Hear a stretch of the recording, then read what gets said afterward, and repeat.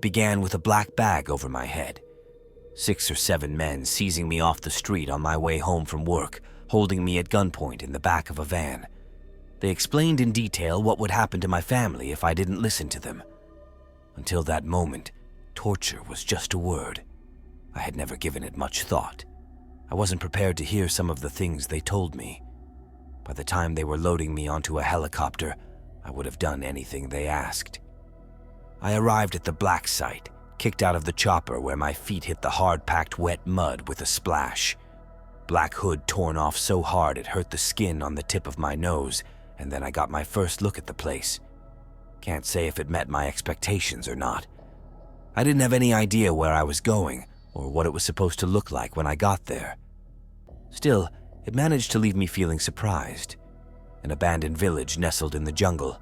Mostly one-room hovels, lots of corrugated iron. Here and there lay burned allotments. Dying pepper plants left untended, their fruit stamped into the earth by the passage of soldiers dressed in all black.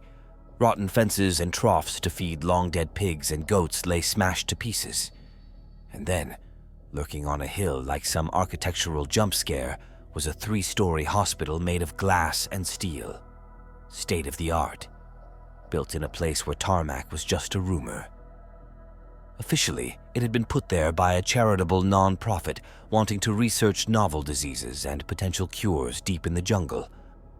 Unofficially, it had always belonged to the CIA, a useful place to test strange things with pox in the name, and when the time came, a useful place to dissect the impossible. Imagine my surprise when I was escorted by armed men to an office with my name on the door and discovered that I was to be in charge of its latest major project. Head of research printed on the glass, real official looking, big black letters like I'd always worked there. First thing I thought was, how long do they intend to keep me here? But that didn't last long. That hospital became my home and has been ever since. Less than 24 hours after my arrival, and I had my feet up on the desk, barking orders at lab technicians. I slipped into the role easier than I'd like to admit. You see, where they got me was on scientific curiosity. That's how they ensured I was on board with the project. That's why they never pointed a gun at me after day 1. They didn't have to. The second I saw that thing inside the Messiah's chest cavity, I was a willing asset. No more me, only the project, the discovery and the revelations. Lying on that slab, nestled in the flesh of an otherwise normal-looking man, was a white-hot piece of divinity, a pinprick in the fabric of reality. I don't know how else to describe it. It was like I'd spent my whole life seeing 2-dimensional shadows, and then I suddenly got a glimpse of the 3-dimensional shapes casting them. I haven't seen my children since they took me. Couldn't tell you their names. I was never the same after the first autopsy. No one in that place was sane after the scalpel first bit into his flesh. Attrition amongst the research staff was incredibly high. Every day another nurse seized by stigmata, or a once faithless lab technician struck by the call to write the third testament. The guards dealt with the unwilling members of the team. Traumatized scientists and clinicians lined up, one by one, against an exposed brick wall in the jungle heat and shot. I remember smoking in the cafeteria in between surgeries, nervously shaking as I tried to ignore the pop-pop-pop of some of my more stubborn colleagues being executed. And then back to work where I suppressed the feeling that I was the worst kind of traitor. Next day there'd be new faces scrubbing up and asking for orders, another pair of hands shipped in from God knows where, back to cataloging divinity. At times I imagined joining the objectors, the people who found religion in a sterile black ops lab, but that thing we pulled out of him, that baffling enigma that burned the eyes, it consumed the project. Everything we learned about it felt like a quantum leap in our understanding of microbiology. We tested everything we could get our hands on, plants, animals, humans. I tried not to look any of them in the eye. Quiet people taken from some quiet part of the earth where they wouldn't be missed. All of them scared. Did they know? I mean, really know the suffering they were in for? Definitely not. They expected to be shot, I imagine. Not to wake up with the roof of their mouths lined with eyeballs. I'm ashamed to say, but those kinds of results invigorated me, excited me even. When it all fell apart and I missed the evacuation, I got to finally rifle through all those classified documents where I discovered I hadn't been selected because I was some genius of microbiology, but rather because my psychological profile made it clear I'd do anything if you dangled a big enough mystery in front of me. That, and the fact that I was actually quite good at managing projects. Geniuses usually aren't great at sending out memos or keeping track of performance numbers. Thankfully, I'm no genius.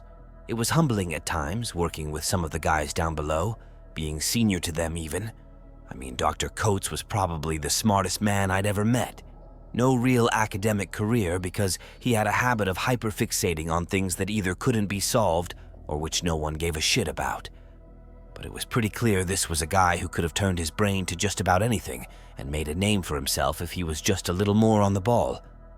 He was an Auden, basically. Gave lectures barefoot. Would respond to last-minute marking deadlines by giving every student a B through a stapler at the head of his department. That kind of thing. Intelligent but not particularly sensible. The project broke him, broke his worldview, broke his mind, and, towards the end, even his body. You might think the problem was asking a hyper-rational man to process the divine, but if anything, he processed it a little too well. He was the first person to read the Third Testament without going insane. Immediately insane, I should say. Or maybe he was always nuts to begin with. Either way, he managed to take all the random scribbles and bits of verse that we'd collected from the personal effects of the deceased and actually put it together into a single document. Then he read it and came out looking like nothing special had happened. The next guy after him, not so lucky. But Dr. Coates, he carried on working for a few days after, took measurements of this, made recordings of that, slipped into the background out of my notice while I focused on trying to figure out some way of getting the Third Testament scanned into a computer without it causing havoc. A lot like the people who read it, machines like to commit suicide about halfway through reading the Third Testament. Not Coates, though. He seemed just fine. Should have known better. First clue that something wasn't quite right was when I went to his office. A cramped space with metal walls and floors, no windows given it was below ground, and a countertop full of equipment. It was always a mess in there, and usually a bit smelly too, but it was usually just that unwashed scientist smell. But one day when I went to call on him, he opened the door and I got a whiff of something that was just wrong. Smelled a little like death, only not quite. Just different. Moldy almost. Of course, he was entitled to do some experiments on his own time, and that's what I figured it was. At the time, I wrote it off. Had other things on my mind. Only the smell got worse with time. Turned up day after day, and each time it stung my nose a little worse, hung around my sinuses a little longer. And Coates, he looked a little worse for wear each time too. Again, nothing serious. The kind of thing that's actually quite normal for a man like him. I'm used to seeing scientists fixate on a problem, something quiet they won't share with anyone else until they know for sure what they've got.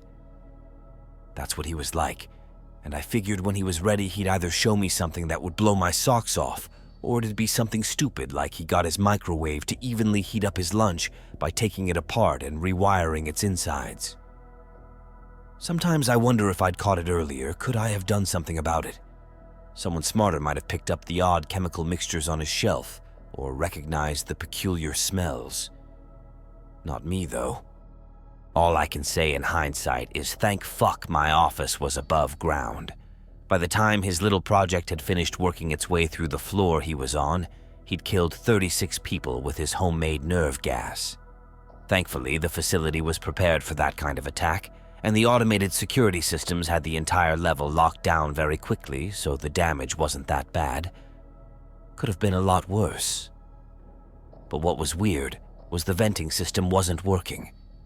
Should have cleared it all out in under a day, but 4 hours later, and the gas levels were the same.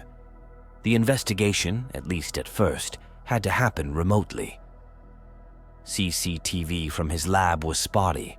Something was corroding the cameras, but based on some of his material requests, we guessed he'd been culturing some unusual fungus to create the bioweapon. Whatever it was potent, and we were helpless to do anything about it. We had to wait and hope to God whatever awful thing he'd concocted would wear out on its own. What little the CCTV could capture made for a grueling sight. 8 scientists dead at their desks, slumped over blood pouring out their mouths. The fluid looked black on the grainy black and white monitor. But what upset me more were the assistants. Dozens of young men and women who didn't really belong in that place. Too much to live for, and all of them so scared of what was going to happen to them. And they were just lying there in the middle of whatever it was they were doing. In the labs themselves, smashed beakers and machines in disarray. In their rooms, some of them lay peacefully sleeping. Others held each other in secret little trysts they thought no one knew about. All over the level bodies lay on the floor in strange positions, and again, that black fluid leaking from every orifice, staining the floor, their faces and their clothes, soaking their chests and groins. I remember sitting there and just watching them twitch and foam at the mouths, waiting for death to finally come. Even then, the hours ticked on as we waited for the systems to purge the gas. 12, 24, 48.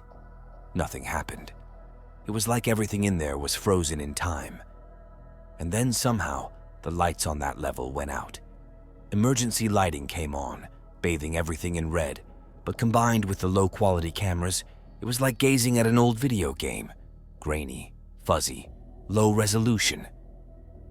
We figured that Coates must have rigged up a remote timer on the electronics, which wasn't a good guess since his specialty was biochemistry and the security systems were of the highest tier. But what else could it be? Wasn't like someone could have hit the circuit breaker. We knew eventually we'd have to go in there. 60 hours after shutdown, we just had to. There was too much high-value material to leave behind, and there were reports of strange noises down there. Guards posted to the door heard faint sounds on the other side. Footsteps, they reckoned. Course I wrote that off. Utter nonsense, I told myself and them. And yet we still went in armed because, well, if Coates was smart enough to rig this whole nightmare, who's to say he didn't make himself a little gas mask to keep himself safe? You think I'd be used to working in hazmat suits, and I sort of am. But going into that sealed-off floor was something else. The visor felt restrictive. The squeak of the rubber suit was deafening. My breath was too loud, and every time the in-suit radio came to life with one of the soldiers' barks, I damn near jumped out of my skin. And then the door actually opened. Nothing could have prepared me for that. The air was thick with mist which lit up harshly with the emergency lighting's red hue. Old metal grates, vents, open doorways, all of it either blood red or completely dark. There were far too many shadows for it to feel safe. Didn't help some of the bulbs were strobe lighting, rotating sirens that lit the place up in periodic flashes of crimson light. God, even the 4 soldiers next to me looked nervous. We passed more than a few bodies on our way to Coates' lab. All of them lay where they'd been on the CCTV, at least as far as I could tell. Sounds stupid, but I stared at a few of them closely just to make sure. All those reports of footsteps had started to worm their way into my brain. Couldn't shake the idea we weren't alone down there. When we finally opened the door to Coates, what I saw left me frozen to the spot. The soldiers focused on the strange growth off to one corner of the room, which registered to me only as a dim sort of collection of thick fungal petals crawling up the wall. Veins pulsating like capillaries in the eye. But to me, what really hit home was the empty desk. Last time we had reliable footage of that room, Coates had been lying there dead as a dodo.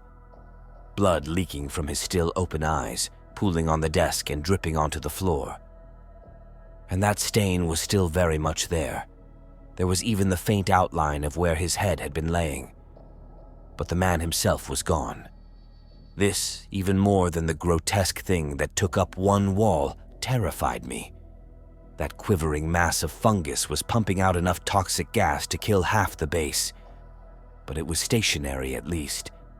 In another circumstance, I might have even found it fascinating. But Coates, he'd clearly gone off the deep end. Had he lain perfectly still for days on end to trick us? That didn't seem right. Again, I thought of the bodies we'd passed. The way they looked so still, but not lifeless. Like a porcelain doll, there was that slight suggestion of something working behind the eyes. "What do we do with this?" one of the men asked. "Take samples, burn the rest," I replied. "If gas levels don't go down in a week, we'll have to purge the whole floor with phosphorus." The whole time I had my eyes on the space around us, under the desk, up on top of the cupboards. If Coates wasn't at his desk, where was he? "Where the fuck did this thing come from?" the same soldier muttered as he laid a series of thermal charges on the fleshiest part of the mold. It seemed to flinch in response to his touch, but was otherwise benign. He probably took some of the subject's tissue samples. We know it propagates unusual levels of growth in plant and animal tissue. Explains why the gas levels don't go down. What's it metabolizing? I gave the soldier an odd look. "What?" he said. "You aren't the only ones with an education." "Fair enough," I replied with a quick shake of the head. "It isn't metabolizing anything except his tissue. It's, well, bluntly, I mean, think of the fish and the bread, right? This is something we've known about as tissue samples for a while now. Spontaneous creation of matter and energy out of nothing. But to give Coates his credit, this is a pretty novel application. He's created an infinite bioweapon." "Why?" I was about to reply, "I haven't the slightest fucking clue," when a loud bang drew our attention to the doorway. Outside lay a darkness broken only the strobing of a red light. Flashing on and off, it revealed, for just a single instant, the outline of a man standing in the hallway. The soldiers swore nervously as they raised their rifles. By the time the light came back, the figure was gone. "Who the fuck was that?" one barked. "Must be Coates," another replied. "Job's done," I cried while gesturing to the charges. "Let's get the fuck out of..." "There are no miracles left for you. You have made your own miracles." The words were growled so loud and deep, they seemed to vibrate my very bones. The soldiers snapped to attention, but me... I took a little longer to turn back to the corner of the room. I knew what I was going to see, but God, I didn't want to see it. "There are other gardens, but not for you. Do not spoil the other Edens." Coates emerged from the thing on the wall, pulling himself free with a wet squelch. He stood not naked, but nearly naked, as his skin had begun to absorb his clothes. He looked like a burn victim coated in algae. "He loves you. In spite of everything, he loves you. And there is a place in heaven for you all, but it is time to..." I can't blame the soldier who pulled the trigger. It wasn't just the fact that Coates was speaking with a mouth that had grown grotesquely across his abdomen, but rather that the words were drilling straight into our heads, like some pushing a hot needle straight into a dental nerve. It made my eyes cross, my ears ache, and my nose bleed. Two of the men had vomited, splattering the inside of their visors with thick fluid. They were the first to go. They didn't see what hit them, and I'm somewhat glad. Coates, angered by the gunshot, moved with the elegance of a dancer. I stumbled out into the corridor as he tore them apart, his arms seemingly flowing right through their biohazard suit. The remaining soldier, the trigger-happy one, was beside me as I fled. It wasn't far to the exit. I hoped we would make it the rest of the way without incident, that in just a few short hours I might be able to put the few images I had of Coates pulling flesh and fabric apart like it was tissue deep into some recess of my mind and just move on. But it was only a few short steps into the dark before the remaining soldier began to fire blindly at the corridor behind us. It was a mistake for him to turn around. In the fraction of a second where his eyes had been turned away, he missed one of the bodies lying on the ground. I jumped. He didn't. I was dimly aware of there being no one beside me, only when the gunshots grew fainter and fainter as I left him behind. One of the shots dinged off a panel by my head, and to this day I suspect it was not a ricochet, but a deliberate attempt to get revenge for me abandoning him. Still, I didn't look back, not until I reached the secure door. I thumbed the keypad frantically, terrified as my ears registered the sound of approaching footsteps muffled by the biohazard suit. God, I couldn't stop myself. I looked. I had nothing else to do except wait for security to clear me and open the door, and there was no guarantee they'd even do that. I might be waiting forever, staring at nothing as Coates came closer and closer. Without even realizing what I was doing, I turned and saw the soldier with the gun. Jesus. Coates's office was out of sight, so I have no idea if he repeated this with the other two. But the man I saw, he was in pieces. Yellow and red in ragged strips that coated the ceiling as much as the floor. And barreling towards me on all fours, legs and arms too long for a normal man, came Coates. Eyes wide, jaw distended, chunks of his head still missing. But his mouth, it silently spoke the same few words almost in time with his loping gallop. Over and over and over. It would take days for me to even realize what it was he was saying.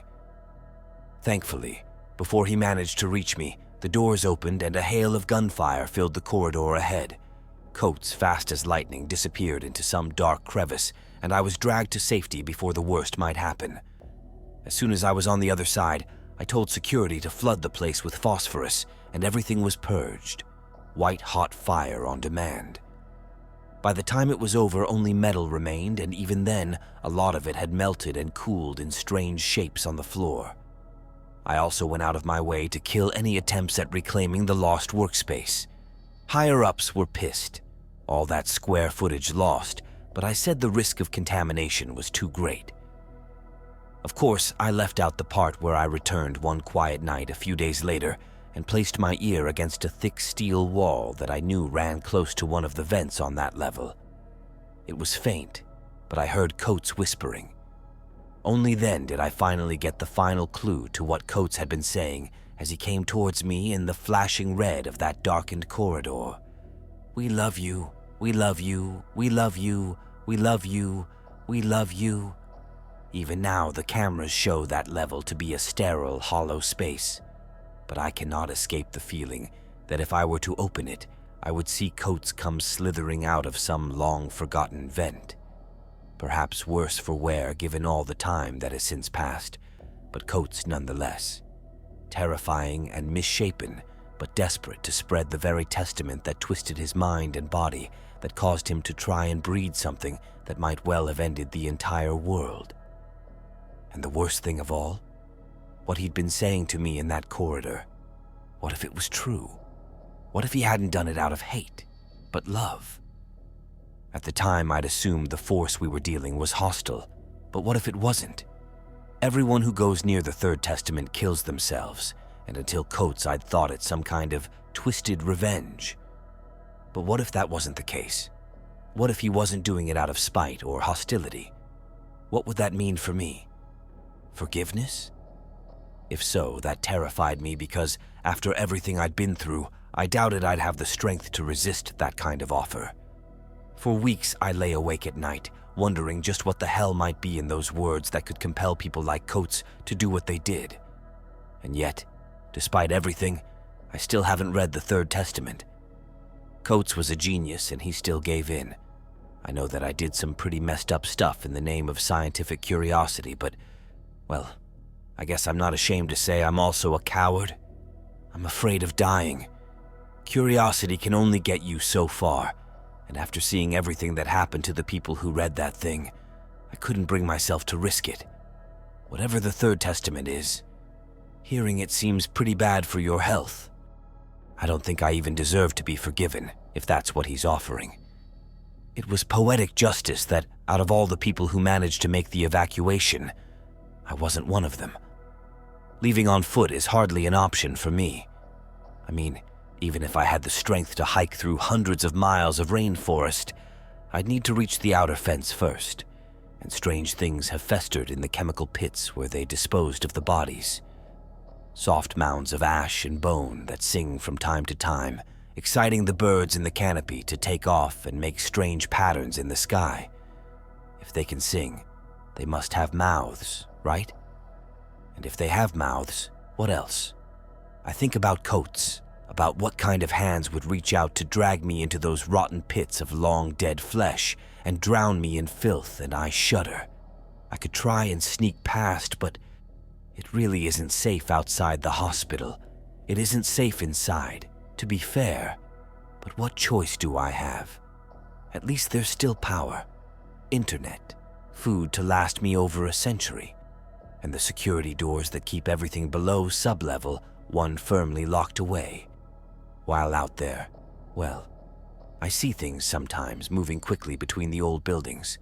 The trees shake and stir, and where the jungle now grows thick and heavy against one of the glass walls of the hospital, the vines twist and turn and spell out odd messages. I shut my eyes firmly whenever I have to pass them, and yet even blind I can hear the tightening of fibrous coils as the cloying flora scratch against the glass. They want me, hungering. All those corpses we buried out there, rotting, breaking down, contaminated with divinity. What strange waters flow through the soil in this place? Nothing could make me risk opening the doors and try walking through that vegetation. He might forgive, but I don't think my former test subjects have. And as for down below, you know I never met him while he was alive. Don't know where they got him from, or even why. My bet? He pissed off the wrong people, got shot, and got back up. Maybe they shot him again and he got up again. Maybe they did it 5 times, 10 times. I don't know. Somewhere along the lines, someone worked out they had an anomaly on their hands. Maybe I wasn't the first person to even try cutting him open. It's just weird. No one ever told us who he was. We just knew. It'd be years before I wondered who mothered him, loved him, raised him. I often wonder if this was the way it was meant to go. Or was it just an accident that he bumped into the wrong people at the wrong time? The Messiah came, and the first thing we did was cut him up. No wonder we failed. Things in the project started to go really bad about 6 months after the first incision. High turnover amongst researchers was one thing, but, well, it turns out a lot of the soldiers had a religious inclination. It wasn't just us dealing with visions and voices. At some point, they worked out what they were part of. The agency likes compartmentalization, but it can only go so far. After the religious element became clear to the guys on the ground, things started to break down. It was one thing to control the scientists, but the guards were armed. When they broke hard. Most of his remains are stored on the lowest level where it's easiest to keep things cool. Outside, there's this long corridor leading to the central chamber. Huge, wide enough to drive 4 or 5 cars side by side, and that was where the first guard hanged himself. Simple enough. They dragged him away and cleaned it up. It wasn't long after Coates. In fact, it was one of the men who'd saved me at the door. But pretty soon another 2 guys went down there and hanged themselves. And then 5. And then 8. And then topside, some guys started blowing their brains out. In their barracks, in the canteens. Standing watch at the doors, looking out on the jungle, cigarette hanging loose on one lip. Seemed almost random, except there was a clear pattern of escalation. When those guys started killing their friends, that's when it reached the point where they couldn't ship new guys in fast enough to replace losses. Once that happened, orders started getting lost. Jobs started being left undone. One lab got written off because a test subject's body was left to fester over a weekend, and by the time they got the door open, there was flesh growing up the walls. Not enough manpower to deal with it, so they left it for another day and moved on. Only they forgot to tell the researcher who worked there, so come Monday he went in and had a hell of a surprise. Must have been like stepping into a wall of sourdough. I can only hope he suffocated and it was quick, but who knows? Not like that stuff has hard and fast rules. For all I know, he's still in there, screaming for air. Meanwhile, that tunnel, people just kept going down there and hanging themselves. I mean, every day I'd wake up and I'd be down a few researchers, and a couple more guards would be missing. Took a shockingly short amount of time for most of the 600 people on site to just disappear. God knows when security stopped taking the bodies down. Just another job that got lost in the growing panic. By the time evacuation orders came, we were down to 100 people. I estimate that around 400 killed themselves in that tunnel. I've only visited him once since the project shut down. Only had the guts to go looking once. Barely made it out alive. I felt compelled to try and face up to him, to acknowledge the role I'd played. Only that meant actually getting to the door at the end of the tunnel, which was, by this point, pitch black except for my torch, and blocked almost entirely with hanging bodies. So many, pressed together so close that I had no hope of making my way through without bumping into one. Reminded me of the jungle, funnily enough. Of a thick, claustrophobic forest made of dried skin and brittle ligaments. Different colors and shapes, and of course different levels of decomp. Some had lost their noses, lips, and eyes. Others were a little bloated, but still recognizable. Not friends, really. I don't think I ever actually made one solitary friend on that project. But colleagues, people who were under my charge. They looked sad. All of them looked sad.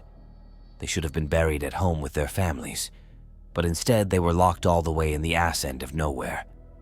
Of course, you can bet your ass the agency will make sure no one ever knows the truth. You know I still have contact with them. Anything I post gets screened. Arrogant bastards know that no one's gonna take me seriously. No record of this project anywhere. All those people just ghosts in a system too big for any one person to keep track of it all. You know how many people go missing in the United States in a year? What about Europe, or the whole fucking world? God, this project was just a drop in the ocean. I wanted to put it to bed, to see if I could get some kind of answer from him. It was that idea, trying to get some resolution to this nightmare, that gave me the strength to push past the first dead body and go deeper into that tunnel. It reminded me of trying to make your way to the front of a gig, only deathly silent, and the people you barged past swung gently back and forth. The sound of makeshift nooses tightening in the dark. I think the worst part was the limited vision. My light was just a lone disc, and God, it was pitch black in that place. Like caving, only the floor is slick, and you don't have to worry about a ravine. Made me think of being at the bottom of the ocean. With all the corpses, visibility was never more than just a foot ahead. I remember panicking at the realization I could easily get turned around and, well, what if all those lost souls didn't let me go? What if I wound up going in circles for hours, days even, on end? Just round and round. The nearest wall could be right there, and I wouldn't know it. Just bones and teeth and ribs and hanging entrails. All of it, all of them, cold to the touch, freezing. Obviously, that was why we'd put him down there. The place was cold, my own breath visible in the air. But the bodies were like the meat you grab out of a fridge in a supermarket, and it was just fucking awful. I found the fresh ones the hardest to stomach. A really rotten body looks almost like a prop. It isn't. Don't get me wrong. You look at it, and your brain tells you damn well it ain't a prop. But it's a hell of a lot easier to convince yourself it's just a thing when it hasn't got skin or eyes. But the fresh ones, sometimes they still had expressions like anger or sadness on their faces. They made me feel watched. And the fact they were cold and slick with condensation. Every time I bumped into one, it took everything I had not to let out a whimper. And they moved. They didn't move, not like that. But there were no drafts down there. It was perfectly still. They'd been perfectly still for months after the project shut down.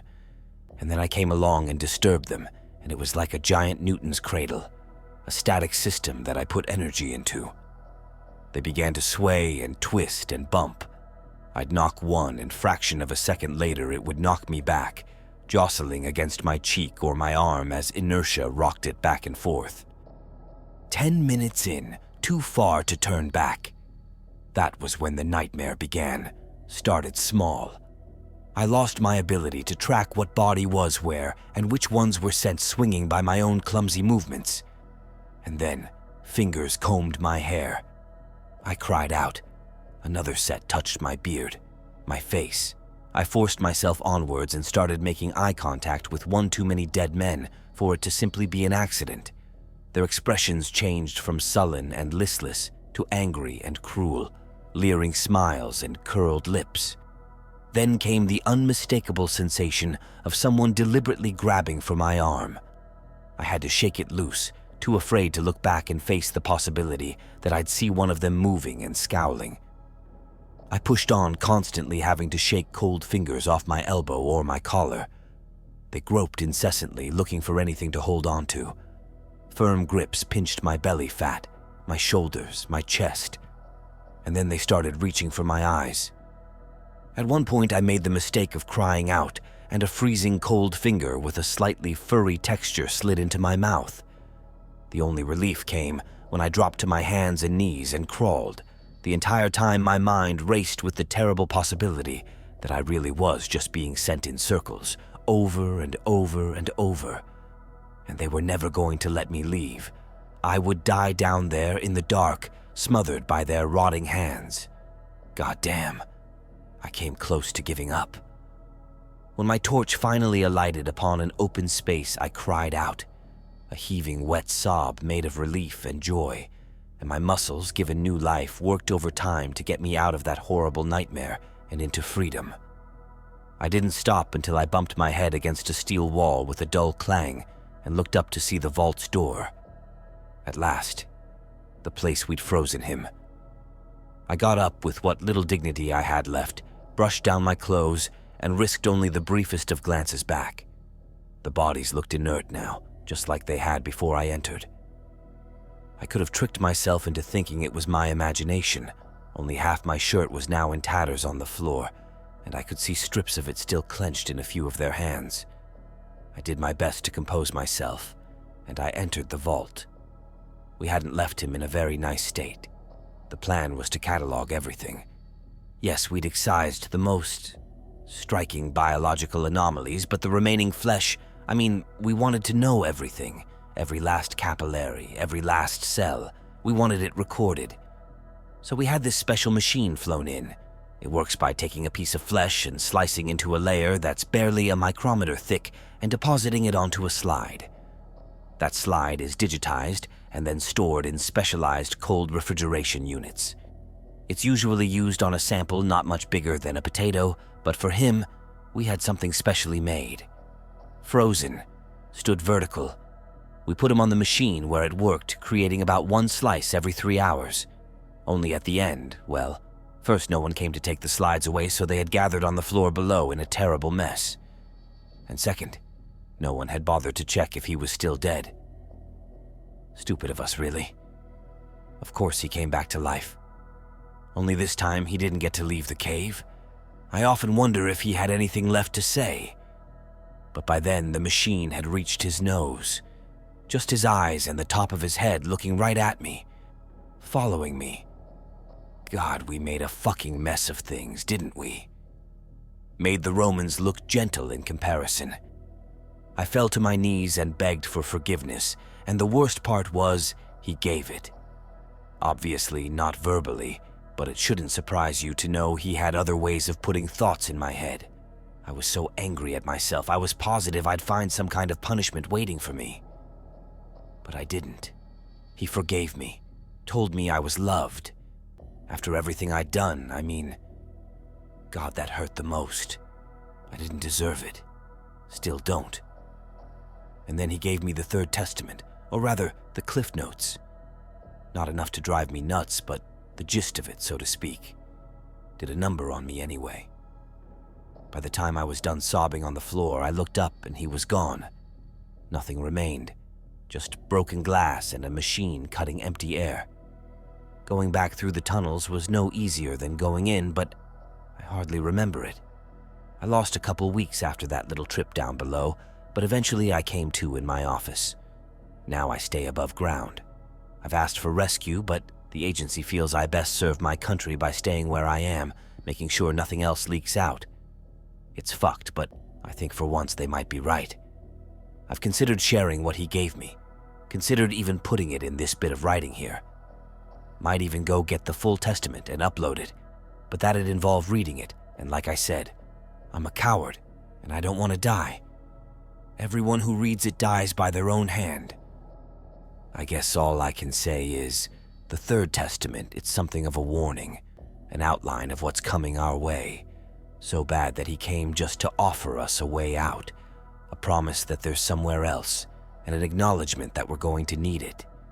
Makes me think of Coates, smartest man I ever met, whose first reaction to knowing what's on the way was to try and engineer something to wipe humanity all out.